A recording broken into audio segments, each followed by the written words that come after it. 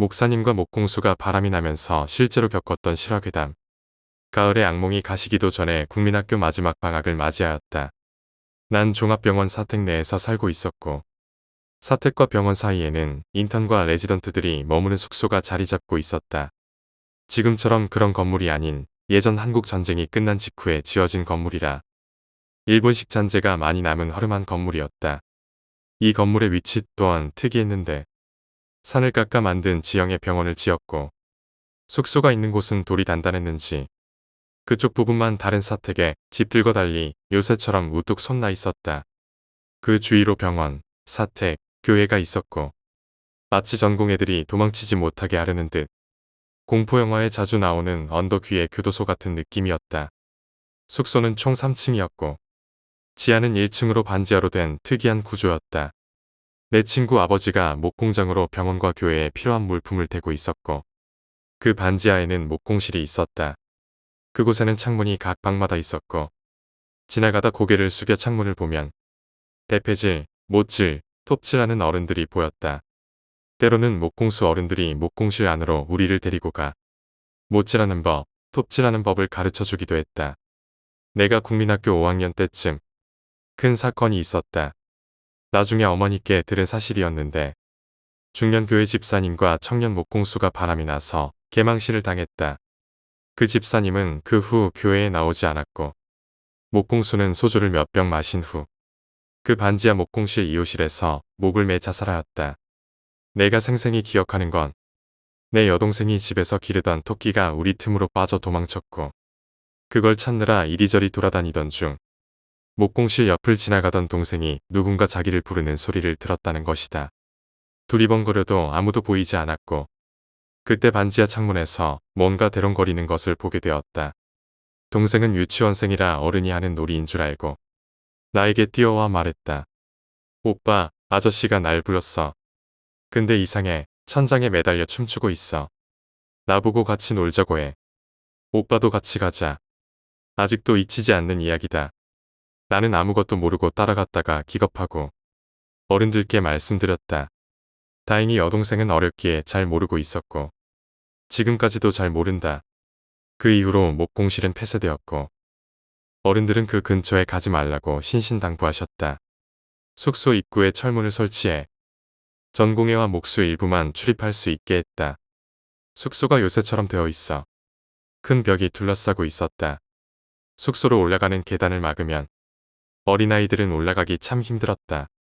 결국 숙소로 올라가는 계단 앞에 철문이 설치되면서 우리는 놀이터를 잃었다.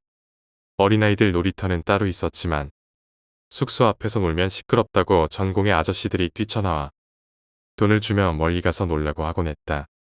때로는 환자들에게 받은 과자나 과일도 나눠줬기에 우리에게 그곳은 최고의 놀이터였다. 목수 아저씨들한테 새총이나 나무총 같은 것도 선물 받았기에 더 아쉬웠다. 하지만 나와 내 친구들은 가만히 있지 않았다.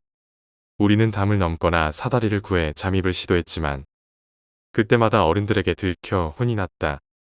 전공애들은 우리가 사라지자 쾌재를 불렀다. 시끄러운 아이들이 없으니 낮에도 편히 쉴 수 있었기 때문이었다. 그렇게 그 좋았던 놀이터는 사라졌고 그럭저럭 지나가고 있을 때 또 이상한 일들이 일어나기 시작했다. 아버지 밑에서 일하던 남자 전공애가 갑자기 사라졌고 다음 날 아침 이호실 목공실 안에서 기절한 채 발견되었다.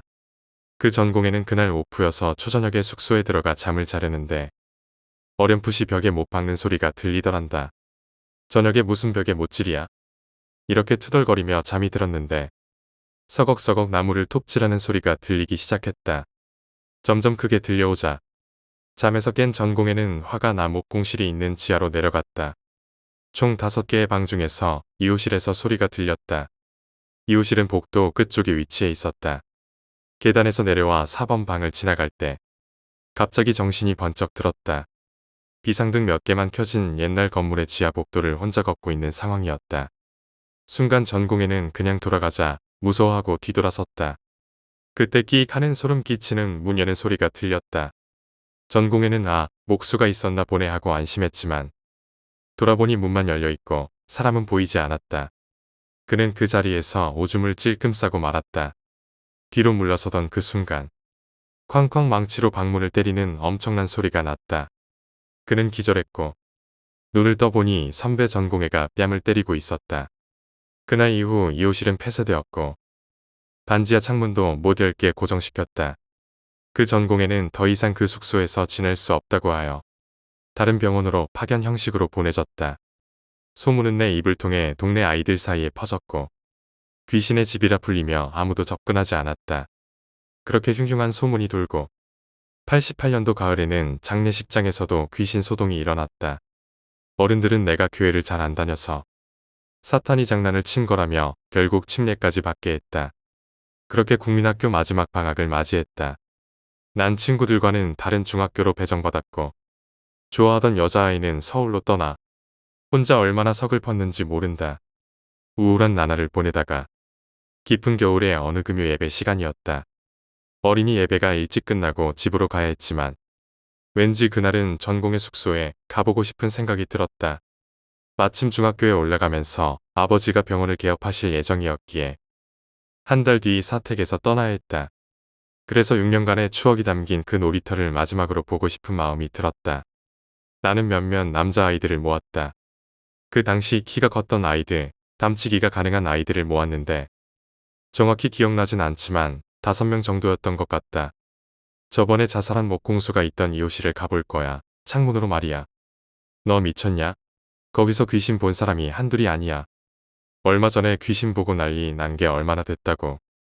이 말을 듣고 골목대장인 나는 주먹을 휘둘러 완두의 코피를 터뜨렸다. 완두는 울며 집으로 갔다. 자신 있는 놈만 나 따라오라고. 솔직히 말하면 혼자 다녀오면 내 골목대장 이미지가 이 아이들 사이에서 영원히 각인될 거라 생각해서 일부러 호기를 부린 것이었다. 그런데 항상 그렇다. 이럴 때 꼭 따라온다는 놈이 있다.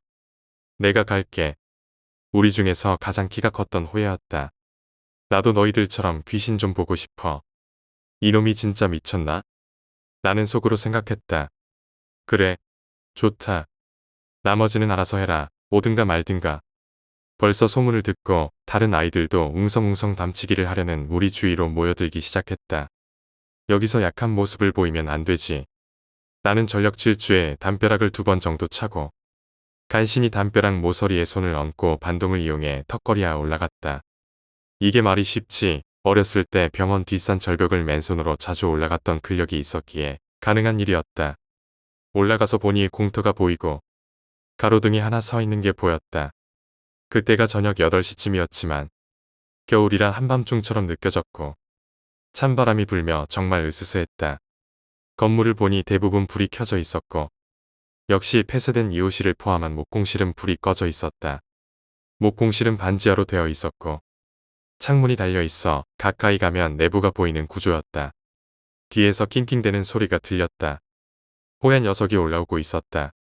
다른 몇몇 놈들도 올라오려고 하는 듯했지만 결국 호야만 올라왔다. 그래도 이놈 의리는 있네. 사실 장례식장에서 귀신을 보았던 나와 완두는 우리 사이에서 신비한 체험을 한 영웅적인 존재였기에 다른 아이들도 그런 경험을 하고 싶어 했지만 용기가 없던 찰나에 내가 마지막으로 그런 경험을 할지도 모른다고 언지를 주니 달려든 것 같았다. 천천히 올라와. 내가 먼저 가서 이호실 안쪽 보고 있을게. 전공의 숙소를 보니 정말 헌티드 하우스 같은 분위기가 났다. 안 그래도 귀신 나오기로 유명한 이호실까지 가서 보겠다니. 나도 참 미친 것 같다. 나는 살금살금 고양이처럼 조심스레 숙소로 다가갔다. 다가갈수록 긴장감이 더해졌고 내 과민한 장이 말썽을 부릴 것 같은 압박감이 심해졌다. 드디어 1호실 앞에 도착했다. 1호실 안을 들여다보니 가로등 불빛이 창문을 통해 비스듬히 들어와서 내부가 반쯤 보였다. 탁자와 톱, 망치 같은 도구들이 보였고 역시나 안에는 아무도 없었다. 그리고 들여다보는 나의 그림자가 방바닥에 비쳤다. 역시 1호실은 별거 없구나라고 생각했다. 그런데 왜 이렇게 무서운지. 이제 2호실이다. 침례까지 받고 성경 공부도 열심히 했는데 무슨 일이 있겠는가. 2호실 앞에 서서 질끈 감았던 눈을 떴다. 뭐야? 아무것도 없네.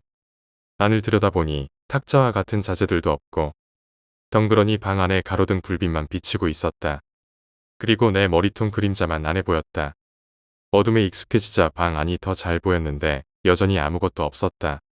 그 순간 내 머리통과 같은 모양의 그림자가 옆에 하나 더 생겼다. 옆을 휙 돌아보니 호야가 서 있었다. 너 진짜 용감하다. 네가 안을 보고 가만히 있길래 나도 용기 내서 와봤다. 보니까 별거 없네. 심심한데 애들한테 구라칠까? 대롱대롱 매달려 있는 목수 아저씨 봤다고 말이야. 그런데 바로 가면 좀 그러니까 조금만 있다가 가자. 한 5분쯤 지났을까?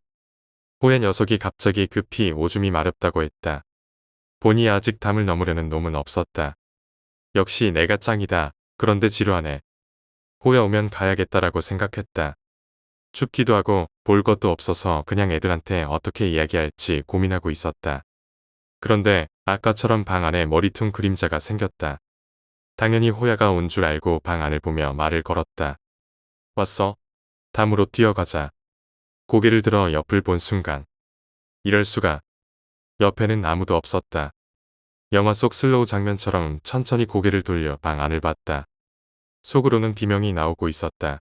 아까처럼 사람의 형태를 한 그림자가 방 안에 2개가 또렷이 보였다. 정말 그때 말한 대로 그런 상황이 되면 눈앞이 하얘지면서 소리도 못 지르겠더라. 다리에 힘이 풀리면서 그대로 엉덩방아를 찍었다. 숨이 턱턱 막히며 눈이 튀어나올 것 같은데 절대로 그림자가 생긴 왼쪽으로 고개를 돌릴 수 없었다. 반대편으로 고개를 돌려보니 역시 아무도 없었다. 그때 멀리서 호야의 노랫소리가 들렸다. 속으로 호야욕을 하면서도 절대로 고개를 왼쪽으로 돌리지 못했다. 호야가 오면 그때 돌아봐야겠다는 생각이 스쳤다. 하지만 다리에 힘이 너무 풀려서 엉덩이를 바닥에 대고 있었고 혹시 뛰어야 할 상황이 오면 난감하겠다는 생각이 들었다. 나는 속으로 호야를 간절히 부르며 기다렸다. 드디어 호야가 오는 것 같았다. 흥얼거리던 소리가 멈추고 탁탁 터는 소리가 들렸다. 그러나 그 순간 숨 넘어가는 외마디 소리가 들렸다. 안 그래도 고개를 못 돌리고 있는 나는 무슨 상황인지 감을 잡지 못한 채 극도의 공포에 휩싸였다. 눈은 거의 튀어나올 것 같고 심장은 관자놀이에서 뛰고 있었다.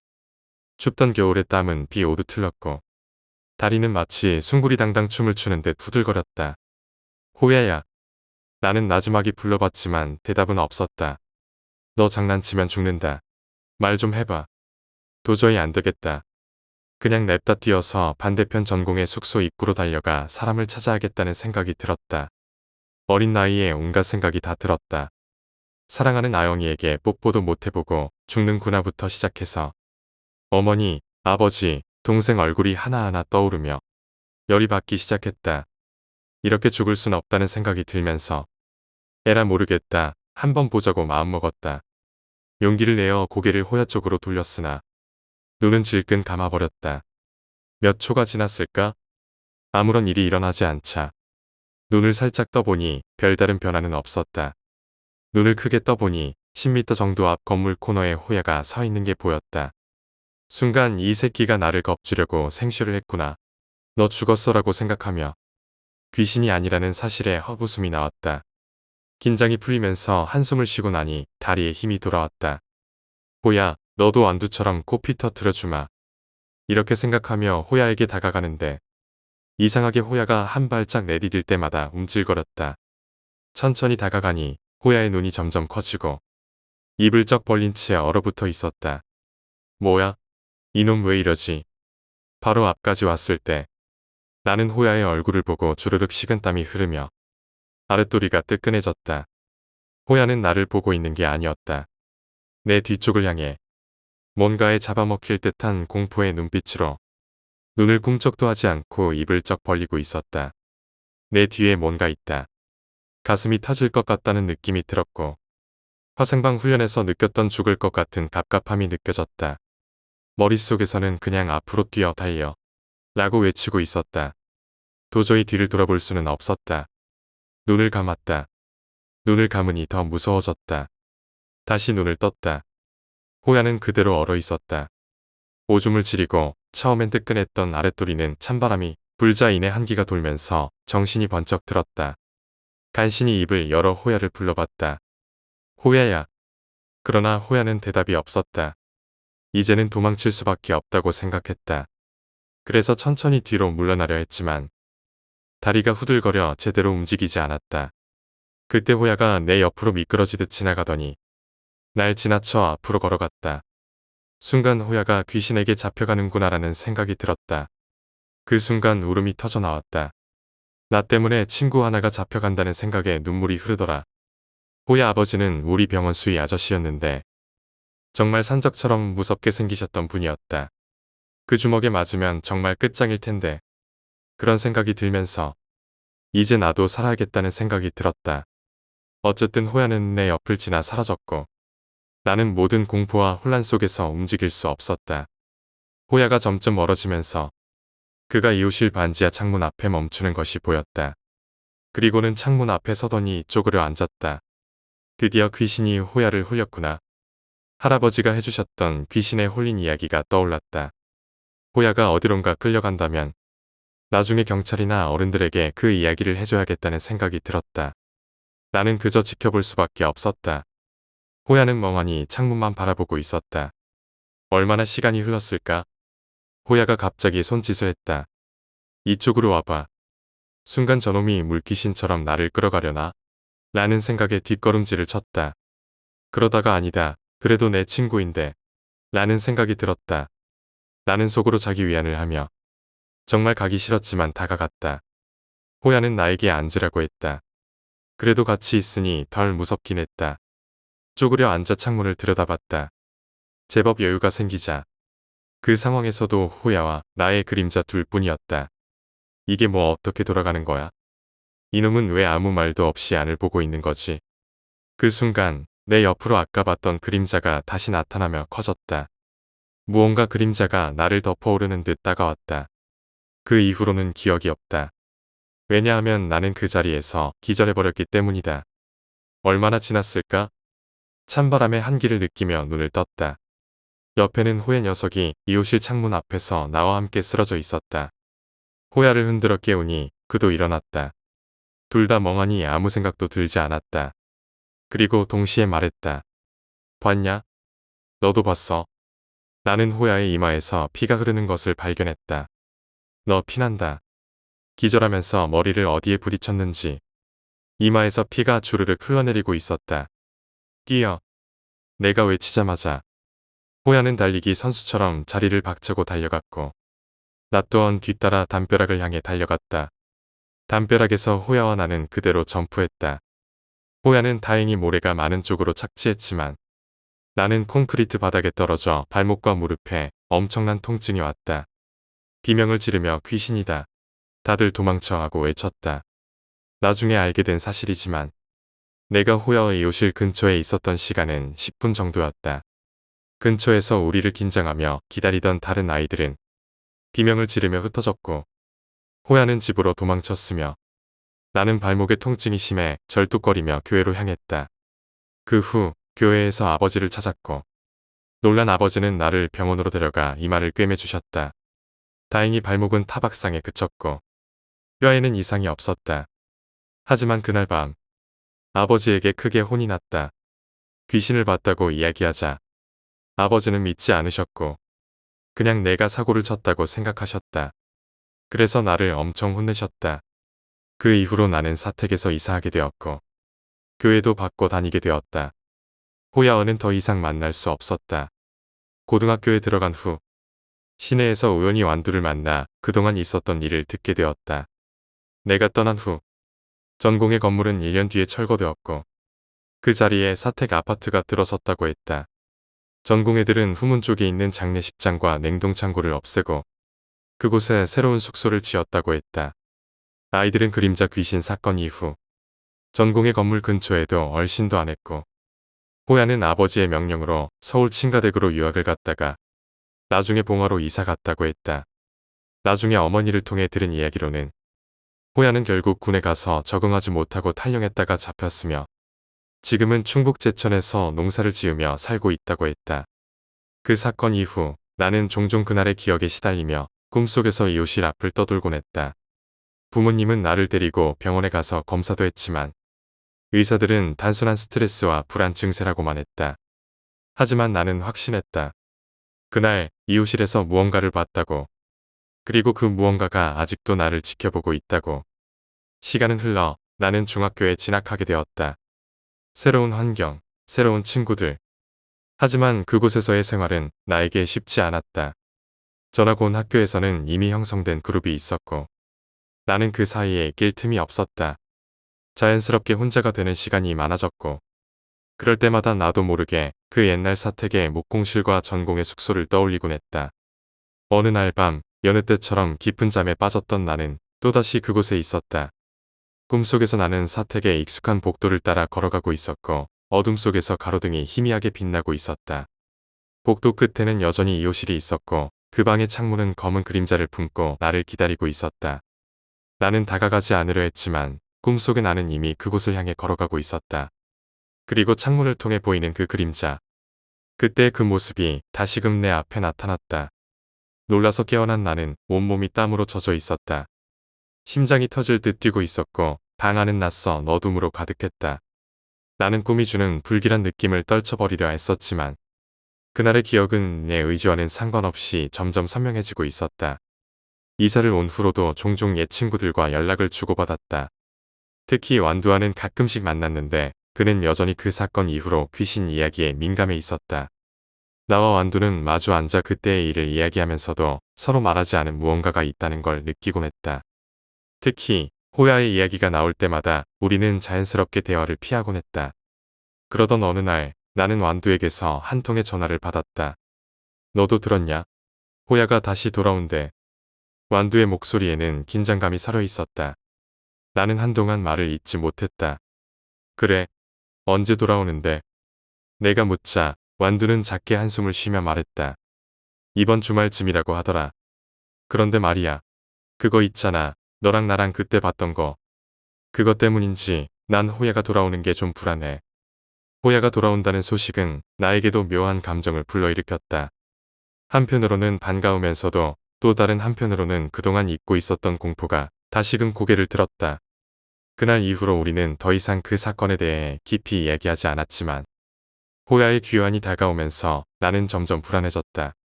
그리고 드디어 주말이 다가왔다. 나는 완두와 함께 호야를 만나러 가기로 했다. 그는 봉화에서 살다 돌아왔다는 소식을 들었고 오랜만에 보는 얼굴이 낯설지는 않을까 걱정도 되었다. 우리는 약속 장소에서 호야를 기다렸다. 날씨는 쌀쌀했고 바람이 차가웠다. 시간이 지나 호야가 나타났다. 그는 예전보다 훨씬 성숙해 보였지만 여전히 그때의 모습을 간직한 듯했다. 우리는 어색한 인사를 나누고 근처 카페로 자리를 옮겼다. 처음에는 그동안의 이야기로 시간을 보냈다. 봉화에서의 생활, 새로운 친구들, 그리고 그동안 어떻게 지냈는지에 대한 이야기들. 하지만 우리 모두는 알고 있었다. 이 만남이 단순한 옛 친구의 재회만은 아니라는 것을. 한참 이야기를 나누던 중 호야가 갑자기 말했다. 너희들 그때 일 기억하지? 이호실. 그리고 그 그림자. 그의 말에 우리는 모두 숨죽였다. 호야는 그날 밤의 기억을 더듬으며 조용히 이야기를 이어갔다. 사실 나 그날 이후로도 계속 그 꿈을 꿔. 매번 똑같아. 그 방, 그 그림자, 그리고 그 소름 끼치는 느낌. 그런데 더 이상 피할 수가 없더라고. 그래서 다시 돌아오기로 결심했어. 호야의 이야기를 듣고 나는 등골이 오싹해졌다.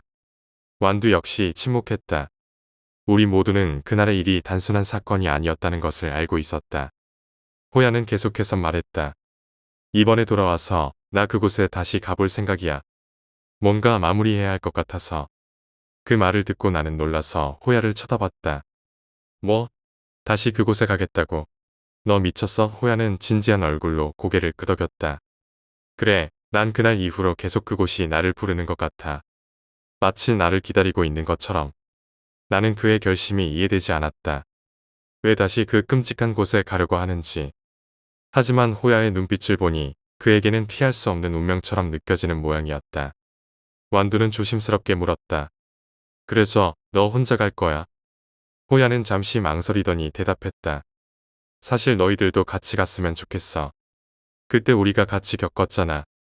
그래서 이번에도 너희가 필요해. 나는 그 말에 순간적으로 두려움이 밀려왔다. 다시 그곳에 가야 한다니. 하지만 호야의 간절한 눈빛을 보니 그를 혼자 보낼 수 없다는 생각이 들었다. 완두 역시 마찬가지였는지 천천히 고개를 끄덕였다. 좋아, 우리 같이 가자. 결국 우리는 다시 한번 그 장소로 가기로 결심했다. 어렸을 때와는 달리 이제 우리는 어른이었고 더 이상 겁에 질린 어린아이가 아니었다. 그렇지만 그곳에 대한 두려움은 여전했다. 우리는 계획을 세우고 다음 날 저녁 그곳으로 가기로 했다. 다음 날 저녁 우리는 약속한 장소에서 만났다. 날씨는 여전히 차가웠고 공기는 습기 가득한 어둠으로 둘러싸여 있었다. 우리는 말없이 그 장소로 향했다. 시간이 흐르면서 그곳은 많이 변했지만 옛 전공의 숙소 자리에는 여전히 오래된 건물의 흔적이 남아 있었다. 우리가 그곳에 도착했을 때 마치 시간이 멈춘 것 같았다. 옛 건물의 잔해는 사라졌지만 그곳의 분위기는 여전히 섬뜩했다. 우리는 서로의 얼굴을 확인하며 한 걸음씩 다가갔다. 호야가 먼저 입을 열었다. 여기야. 이곳이 우리가 마지막으로 봤던 그 자리. 그는 조용히 창문 쪽을 가리켰다. 창문은 이제 막혀 있었지만 우리는 그 안쪽에서 무언가의 존재를 느낄 수 있었다. 호야는 담담하게 다가가 창문을 손으로 더듬었다. 여기에 무언가가 있었어. 그날도, 그리고 지금도. 우리는 한참 동안 말을 잇지 못했다. 그날의 기억이 생생하게 떠올랐다. 호야는 창문을 바라보며 말했다. 이제 끝내야 할 것 같아. 그때 우리는 너무 어렸어. 그저 겁에 질려 도망쳤지. 하지만 이제는 다르잖아. 그는 한 발짝 물러서더니 우리를 돌아보며 말했다. 마지막으로 한 번만 더 확인해보자. 그 안에 정말 뭐가 있는지. 나는 그 말을 듣고 내심 떨렸지만 호야를 말릴 수는 없었다. 완두 역시 두려움을 억누르고 있었다. 호야는 천천히 다가가 창문 틈새를 살폈다. 나는 숨을 죽이고 그를 지켜보았다. 시간이 멈춘 것처럼 느껴졌고 공기는 점점 더 무거워졌다. 그러던 순간 호야가 갑자기 몸을 돌리더니 우리에게 말했다. 여기에 뭐가 있어. 호야의 말에 우리는 순간 멈칫했다. 호야는 창문을 가리키며 말했다. 여기, 바로 이 창문 틈에서 무언가가 보였어. 그의 목소리에는 두려움과 흥분이 섞여 있었다. 나는 호야 쪽으로 다가가 창문 틈을 들여다보았다. 하지만 어둠 속에서 아무것도 보이지 않았다. 뭐가 있다는 거야? 아무것도 안 보이는데. 나는 의심스러운 눈으로 호야를 쳐다보았다. 하지만 호야는 고개를 저으며 단호하게 말했다. 아니야, 분명히 뭔가가 있었어. 움직이는 것 같진 않았지만 그 존재감이 느껴졌어. 완두 역시 다가와 창문을 들여다보았지만 그도 나처럼 아무것도 보진 못했다.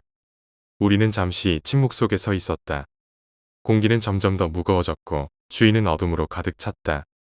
그 순간 호야가 갑자기 한 발짝 물러섰다. 그의 얼굴에는 갑작스런 공포가 스쳐 지나갔다. 이제 가야 해. 여기서 더 있으면 안 될 것 같아.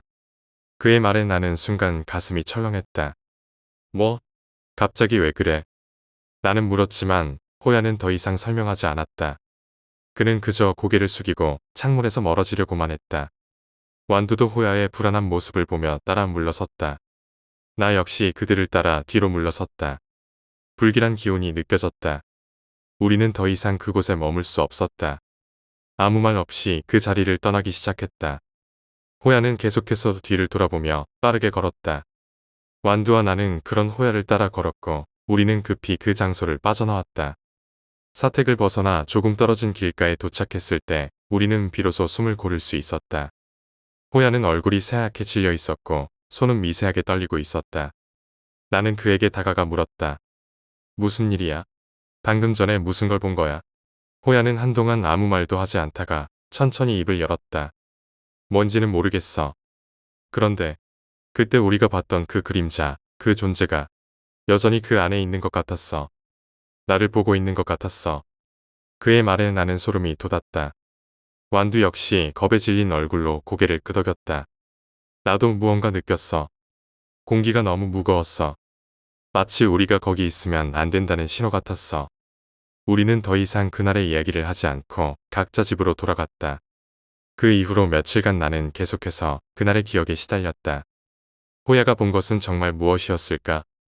우리가 그날 무언가를 풀어주지 못한 채 그곳에 그대로 남겨둔 것일까? 며칠 후 호야에게서 연락이 왔다. 그는 여전히 불안한 목소리로 말했다. 나 다시 봉화로 돌아가기로 했어. 여기서는 더 이상 있을 수 없을 것 같아. 그날 이후로 계속 그 꿈을 꾸고 있어. 그게 나를 놓아주지 않으려는 것 같아. 나는 그의 결정을 이해했다. 사실 나도 그날 이후로 마음이 편치 않았다. 어쩌면 그 장소는 우리에게 너무 깊은 상처를 남긴 곳이었을지도 모른다. 그곳에서 본 것들은 단순한 환상이 아니라 우리가 이해할 수 없는 어떤 현실의 일부였을지도 모른다는 생각이 들었다. 호야는 봉화로 돌아갔고 우리는 다시 연락이 끊겼다. 완두와 나는 가끔 그 이야기를 나누었지만 서로 깊이 파고들지는 않았다.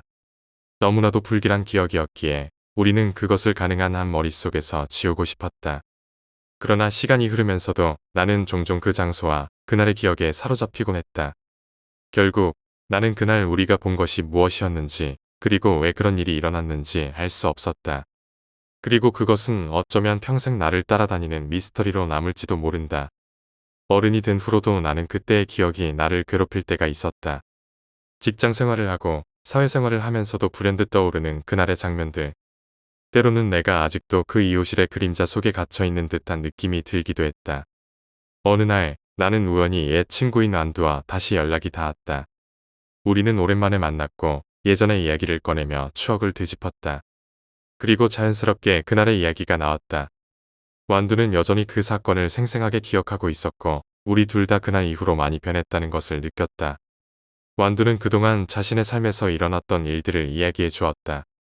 그는 직장에서 어려움을 겪었고 여러 가지 개인적인 문제들로 힘들었다고 했다.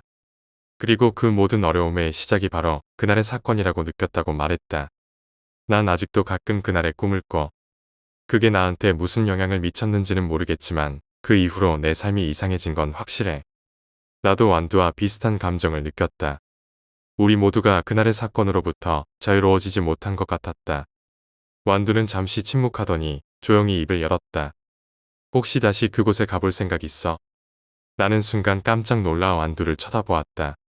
다시 그곳에 간다고? 너 그게 무슨 말인지 알고 하는 소리야? 완두는 진지한 얼굴로 고개를 끄덕였다. 그래, 이번엔 제대로 마무리하자는 거야. 우리 그냥 도망쳐 나왔잖아. 하지만 어쩌면 우리가 그곳에서 뭔가를 풀지 못한 채로 놔둔 걸지도 몰라. 나는 그 말에 고민에 빠졌다. 다시 그곳으로 가는 것은 무모할 수도 있었지만 한편으로는 우리 삶에 걸린 이 저주 같은 것을 끝낼 수 있는 기회일지도 모른다는 생각이 들었다. 결국 나는 고개를 끄덕였다. 그래, 이번엔 제대로 끝내자. 완두와 나는 다시 그 장소로 돌아가기로 했다. 이제는 더 이상 어린아이가 아니었고 무언가를 마주할 준비가 되어 있었다. 우리가 그곳에서 어떤 답을 찾게 될지는 몰랐지만 한 가지는 확실했다. 우리는 이 모든 것을 끝내기 위해 그곳에 가야만 했다.